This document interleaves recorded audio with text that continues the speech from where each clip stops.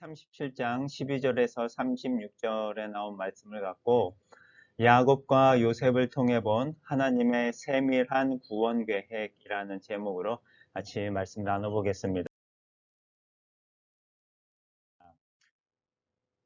오늘 말씀인데요. 두 장이 넘어갔네요. 한 장이 일단 23절부터 제가 읽어드리겠습니다. 요셉이 형들에게 이르자 그들은 화려하게 장식한 요셉의 긴 겉옷을 벗기고 그를 구덩이에 던져 넣었는데 그 구덩이는 물이 없고 텅 비어 있었다. 그들이 앉아서 음식을 먹다가 눈을 들어보니 이스마엘족의 대상들이 길르앗에서 오고 있었다. 그들은 낙타에 향품과 유향과 모략을 싣고 이집트로 내려가는 중이었다. 이때 유다가 자기 형제들에게 우리가 우리 동생을 죽이고 그 사실을 숨긴들 무슨 유익이 있겠느냐. 자, 그를 이스마엘 사람들에게 팔아넘기고 그에게 손을 대지 말자. 미디안 상인들이 지나갈 때 그들은 요셉을 구덩이에서 끌어올려 은하 20개를 받고 그를 이스라엘 사람들에게 팔았다. 그러자 그 대상들은 요셉을 데리고 이집트로 갔다. 그들은 염소를 죽이고 요셉의 옷을 가져다가 급히에 적셔 그것을 아버지에게 갖다 드리며 우리가 이것을 주었는데 요셉의 옷인지 보십시오 하였다. 그러자 그는 그것을 알아보고 이것은 내 아들의 옷이다. 맹수가 그를 잡아먹었구나. 내 아들 요셉은 찢겨 죽은 것이 틀림없다 하고 통곡하며 자기 옷을 찢고 허리에 굵은 삼배를 두르고 오랫동안 아들의 죽음을 슬퍼하였다. 네, 오늘 본문의 내용은요. 그 꿈꾸는 자 요셉이 멀리 집을 떠나서 야곱의 그 양과 염소를 치고 있는 형들을 찾아갔는데 그 찾아갔을 때 그 형들이 오히려 요셉을 죽이려고 모의하고 그러다가 이집트로 내려가는 상인들에게 요셉을 팔았고 형들은 그 요셉의 옷을 갖고 염소 피를 묻혀서 아버지에게 주었더니 아버지는 맹수에게 잡아먹힌 것 같다 하면서 통곡하고 슬퍼한다라는 그런 내용의 오늘 본문입니다. 이 오늘 본문 내용을 통해서 하나님이 또 우리에게 어떠한 말씀으로 은혜를 주신지 한번 나눠보겠습니다. 오늘 요셉이 형들이 있는 곳까지 이제 올라가게 되는데 야곱이 요셉을 보냅니다. 형들한테 가서 내 형들이 세겜에서 양을 치고 있지 않느냐? 내가 형들에게 좀 다녀와야겠다라고 요셉한테 얘기하자 요셉이 즉각적으로 순종하면서 아버지한테 네, 다녀오겠습니다라고 하는 그런 구조를 시작으로 오늘 본문이 시작이 됩니다. 그런데 세겜의 형들이 있는데 그 세겜은 지금 야곱과 요셉이 머물고 있는 밑에 오른쪽에 지도 보시면 헤브론이라는 곳에 머물고 있는데 그곳에서부터 세겜 지금 형들이 양을 치고 있는 곳까지는 약 80km, 90km 정도 됩니다. 그러니까 한 3일 정도 걸어서 3일 길을 가야 되는 그런 먼 거리에 있습니다. 그것까지 이제 요셉이 혼자 형들이 어떻게 잘 지내고 있나 보러 올라가게 되는 그런 과정이 오늘 본문의 내용인데 세겜이라는 곳을 한번 눈여겨봤으면 좋겠습니다. 그 세겜이 바로 어떤 곳인가 하면 우리가 몇 장 전에서도 한번 봤지만 야곱이 가족을 이끌고 세겜 땅에 왔었고 그곳에서 정착하고 어느 정도 살고 있을 때 야곱한테 딸이 있는데 디나라고 하는 딸이 있습니다. 그 딸이 세겜성에 있는 사람들이 어떻게 사나 하고 보러 나갔다가 그 세겜성의 그 아들인 세겜이라는 아들한테 이제 소위 뭐 성폭행을 당하는 그런 일이 벌어집니다. 그 일을 빌미로 해서 이제 디나를 아내로 삼고자 하는 그 세겜 사람들한테 시몬하고 레위라는 야곱의 두 아들이 너희들이 할례를 받지 않았기 때문에 우리는 우리의 여동생을 줄 수 없다 하니까 할례를 받으면 주겠다 해서 그곳에 있는 세겜성의 사람들이 다 할례를 받고 그리고 며칠 있다가 힘들어할 때 이 시몬하고 레위가 가서 세겜 성에 있는 모든 남자들을 다 죽였거든요.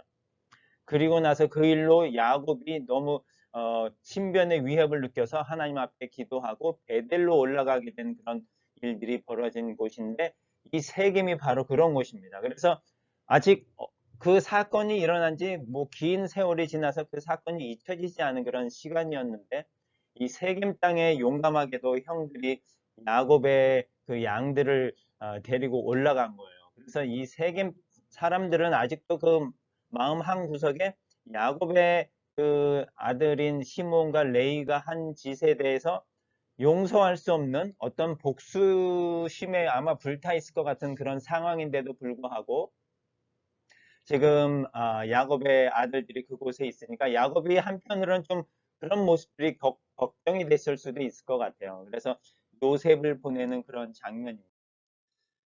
그런데 요셉을 보내는 그런 장면 가운데 우리가 오늘 본문 가운데서 예수님의 모습을 우리가 한번 살펴봤으면 좋겠습니다. 요셉이 예수님의 그림자의 모습을 다 담고 있다라는 말씀들을 많이 들었을 텐데 오늘 본문을 통해서 그 요셉의 모습 가운데 어떠한 예수님의 모습이 또 담겨져 있는지 그걸 통해서 우리가 하나님의 그 세밀한 구원의 계획이 얼마나 진짜 세밀하고 구체적이고 자세한지를 한번 살펴봤으면 좋겠습니다. 그 야곱이 요셉을 보냅니다. 그래서 내가 너를 너희 형들에게 좀 보내야겠다라고 하는 그 보낸다라는 의미가 있는데 바로 그것이 복음서의 요한복음이나 다른 부분에서 보면 하나님이 예수님을 보내는 그런 모습들하고 같이 겹쳐지는 모습을 우리가 볼 수 있습니다. 대표적으로 요한일서 4장 9절과 10절에 보면 하나님은 외아들을 세상에 보내셨다라고 합니다. 요셉을 형들에게 야곱이 보낸 것처럼 하나님께서도 그 가장 사랑하는 독생자 예수 그리스도를 이 땅에 세상에 보내셨습니다. 그리고 그 보낸 그 가운데 그 명령을 요셉이 네, 다녀오겠습니다 하고 즉각적으로 순종한 것처럼 예수님께서도 하나님의 그 보내심을 받아서 이 땅에 와서 하나님의 뜻을 행하고 있다라는 것을 요한복음이나 여러 복음서에서 누누이 말씀하고 있습니다. 대표적으로 히브리서 10장 7절의 말씀인데 하나님이시여 보십시오. 내가 주의 뜻을 행하러 왔습니다. 라고 이렇게 고백하는 예수님의 모습을 통해서 요셉의 그 삶의 모습 가운데 장차 오실 예수님의 모습이 담겨져 있는 것을 볼 수 있습니다. 그리고 18절에 보니까 이제 요셉이 형들을 찾아서 멀리서 오고 있는데 그 멀리서 오고 있는 요셉을 보고 형들은 저기 오는 사람이 요셉이구나 하는 것을 단번에 알아보고서는 그 요셉을 죽일 음모를 꾸미고 있습니다. 그래서 그 죽일 음모를 꾸미는 모습이 그 마치 예수님을 죽이려고 하는 그 유대인들, 바리새파 사람들의 그런 모의를 하는 모습과 동일하게 담겨져 있는 것을 봅니다. 그래서 대표적으로 마태복음에 바리새파 사람들은 밖으로 나가서 예수를 없앨 모의를 하였다라고 하는 구절을 우리가 볼 수 있는데 이 요셉을 죽이려고 하는 형들의 모습 가운데 장차 오실 예수님을 죽이려고 하는 바리새파 사람들, 유대인들의 모습들이 겹쳐져 있는 것을 우리가 볼 수 있습니다. 그러면서 요셉을 죽이려고 하는 모의를 하면서 그 꿈이 어떻게 되는지 한번 보자라고 하면서 감히 이 형들이 요셉에게 준 그 하나님의 꿈, 하나님에게 대항하면서 하는 모습을 우리가 볼 수 있고 그 모습 가운데 하나님과 대항하는 그 모습 가운데 이 형들의 모습이 어떻게 보면 우리의 모습 아니면 세상의 모습을 담고 있지 않나. 그 가운데 형들의 모습 가운데 우리의 모습도 바로 그 모습이 아닐까 하는 생각들을 해봅니다. 요셉이 다가오고 있는 그 요셉을 단번에 알아볼 수 있게 된 거는 그 요셉은 항상 화려하게 만들어진 옷을 입고 다녔거든요. 아버지께서 그 야곱이 요셉에게만 특별하게 그 아름다운 채색 옷을 입혔는데 그 옷을 입고 다니는 모습을 형들은 알기 때문에 멀리서 오는 요셉을 보고서도 단번에 요셉인 줄을 알았던 것입니다. 그런데 그 형들에게 오자마자 이 형들은 요셉의 그 화려한 채색 옷을 바로 벗기고 구덩이에 던져버리는데 이렇게 옷을 벗기는 모습 자체도 예수님이 십자가에 달리시는 그 상황 가운데 그 군병들이 예수님의 옷을 벗기는 그런 모습이 나옵니다. 그래서 이 요셉의 일거수일투족 가운데 예수님이 장차 오실 그 이루어질 일들이 담겨져 있는 모습을 우리가 세밀히 볼 수 있습니다. 그런데 그렇게 요셉의 화려한 옷을 벗기고 구덩이에 던져 놓은 다음에 이 형들이 하는 모습을 보면은 그들이 앉아서 음식을 먹고 있는 모습을 봅니다. 한편으로는 요셉은 구덩이에 던져져 있는데 태연하게 앉아서 음식을 먹고 있는 형들의 그런 모습이 요즘 뉴스나 이런 모습 가운데 보면은 사이코패스로 엄청나게 진짜 잔인한 일을 꾸민 사람들의 태어난 모습을 보는 것처럼 저희가 느낄 수 있는데, 창세기 42장 21절에 보면 요셉이 그 구덩이에 빠져서 이렇게 하고 있는 모습을 지금 담고 있어요. 우리가 동생에게 한 일로 지금 벌을 받고 있다. 그가 살려달라고 애걸할 때 요셉이 그 구덩이에 빠져서 그냥 조용히 잠자고 있었던 게 아니고 살려달라고 애걸을 한 모습을 우리가 알 수 있는데, 그런 애걸하는 상황 가운데서도 형들은 어떤 모습을 보여줬냐면 태연하게 앉아서 음식을 먹고 있었고, 멀리서 오고 있는 상인들의 모습을 보면서 그를 팔아넘길 그런 구상을 하고 모의를 하고 있는 모습을 봅니다.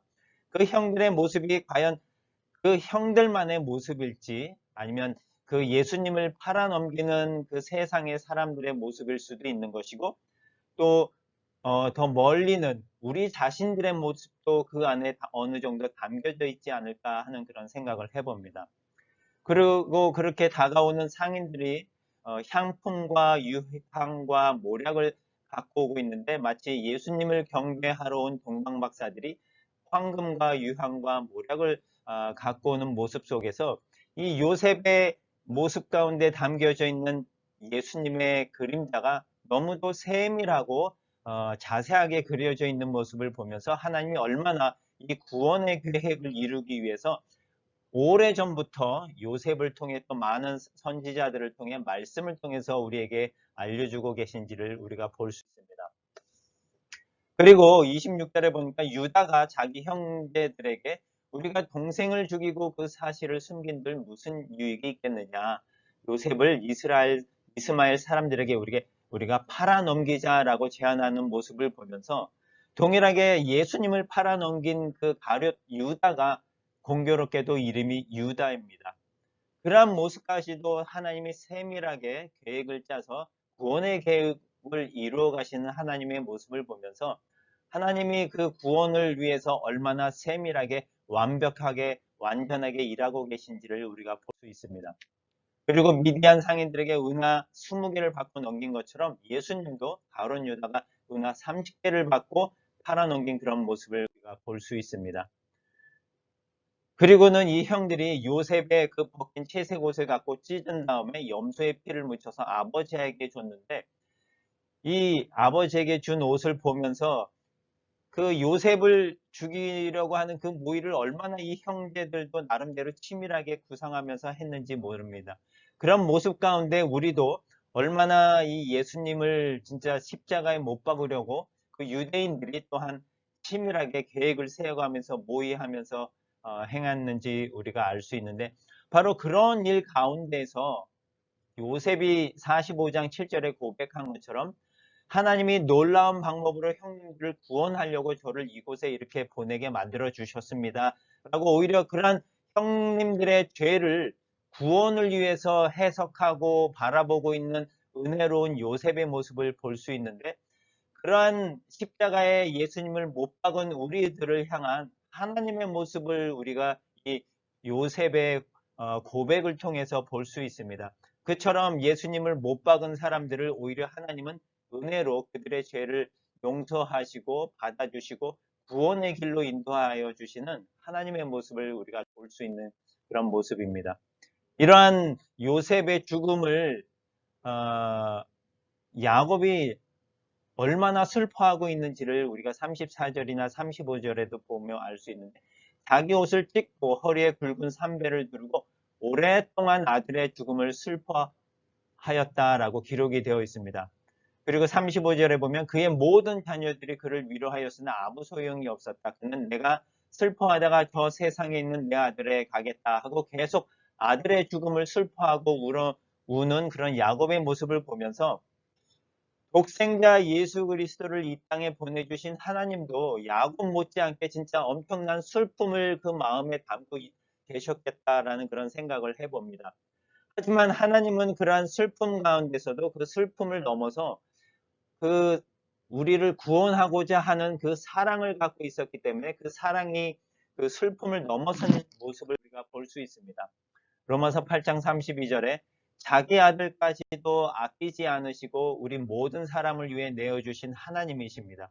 슬픔이 있지만 그 슬픔을 넘어선 우리를 향한 그 사랑 때문에 우리를 구원하시고자 하는 그 세밀한 계획을 세워서 움직이시는 하나님의 모습을 볼 수 있습니다. 우리가 아직 죄인 되었을 때 그리스도께서 우리를 위하여 죽으심으로 하나님께서 우리에 대한 자기의 사랑을 확증하셨습니다. 하나님이 우리를 사랑하셨는데 우리가 죄인 되었을 때 그 우리의 죄를 묻지도 않으시고 우리를 구원하시기 위해서 그 사랑을 우리에게 보여주셨습니다. 아들을 잃은 슬픔도 있지만 그 슬픔을 넘어선 것이 바로 사랑의 힘인데 우리를 그렇게 사랑하신 이유는 또 우리를 구원하신 이유는 그 안에 세밀한 계획으로 구원의 계획을 담아오신 하나님의 사랑이 있기 때문입니다. 하나님이 우리를 얼마나 사랑하셨냐면 그만큼 세밀한 계획을 세워 가시면서까지 우리를 사랑하신다는 것입니다. 우리가 이 자리에 서 있는 이유는 하나님의 그 세밀한 계획 가운데 어느 정도 우리가 담겨져 있기 때문에 우리가 이 자리에 서 있는 것입니다. 올 한 해 여러 번 우리가 살아가지만 확실하게 우리가 기억해야 될 부분은 하나님은 세밀한 계획을 갖고 우리를 다루고 계십니다. 하나님은 세밀한 계획을 갖고 우리를 사랑하고 계신다는 것입니다. 올 한 해 우리가 행하는 여러 일들 가운데서 그 모든 일들이 하나님의 세밀한 계획 안에 담겨져 있다라는 그 확신과 믿음을 갖고 하나님이 나를 사랑하기 때문에 이 자리에 또 이러한 일들 가운데 있게 하시는구나라는 것을 생각하면서 요셉을 향하여서 보여주신 하나님의 그 세밀한 계획처럼 하나님도 우리에게 동일하게 세밀한 계획을 갖고 우리의 미래와 우리의 그 하나님 나라에 들어갈 일들을 위해서 계획하고 인도하고 계신다는 것을 믿고 우리가 이 한 주간 아니 우리의 주어진 시간들을 살아갔으면 좋겠습니다. 기도하겠습니다.